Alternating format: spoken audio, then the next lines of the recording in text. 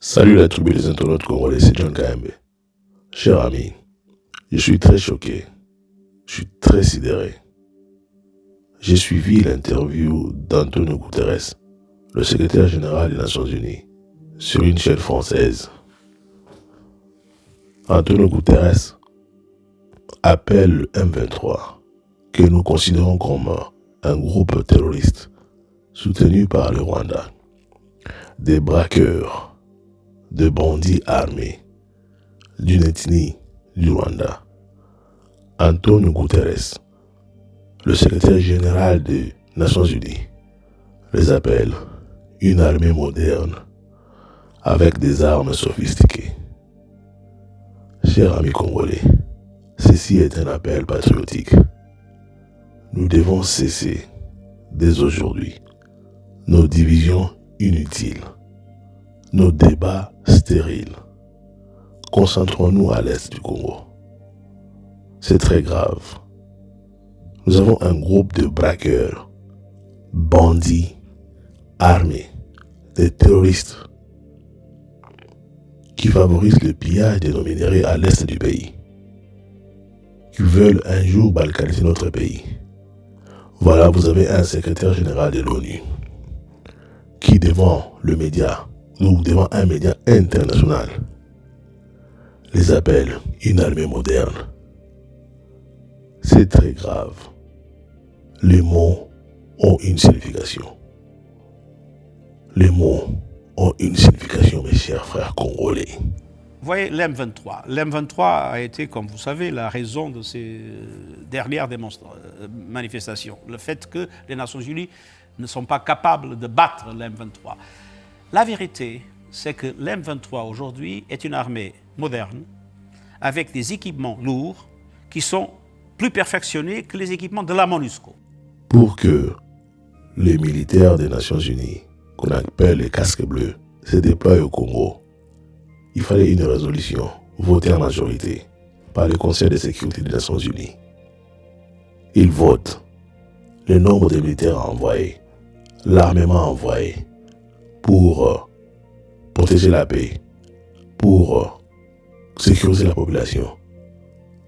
Aujourd'hui, vous avez ces messieurs qui disent un groupe de bandits est plus armé que la MONUSCO, une mission des Nations Unies. Que les bandits ont des armes lourdes plus que les militaires de l'ONU. C'est-à-dire qu'ils sont inutiles. C'est le moment qu'ils quittent notre pays. Vous avez fait 20 ans pour rien. Vous nous avez berné. C'est très clair. Vous êtes inutiles. Je ne pense pas qu'un Congolais peut encore soutenir cette mission dans notre pays. C'est très grave ce qu'il vient de dire. Appeler un groupe terroriste une armée moderne avec des armes sophistiquées. Chers Congolais, Basaka Nabiso Makasi. Et pendant 20 ans, c'est de notre faute. Badeba Eleki, Kobine Eleki, Théâtre Eleki. Réveillez-vous, mes frères et sœurs.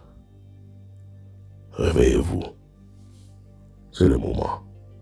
C'est que l'M23 aujourd'hui est une armée moderne, avec des équipements lourds qui sont plus perfectionnés que les équipements de la MONUSCO. Et viennent-ils du Rwanda, ces équipements?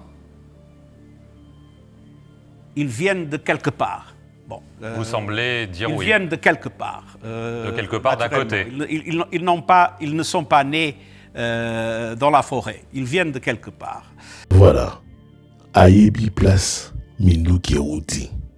Ayebi place soutien et armement. Il y a des terroristes en Eutaka.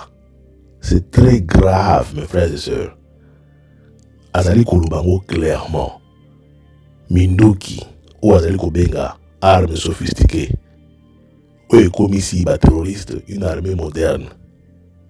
Ayebi place Mazoka soutien à Bango. Parce Minduki Eutaka. Il le dit. Pourquoi autant à comboter? Donc on doit rester comme ça encore 20 ans, en train de jouer avec ces gens ici qu'on appelle la MONUSCO, des touristes? Non.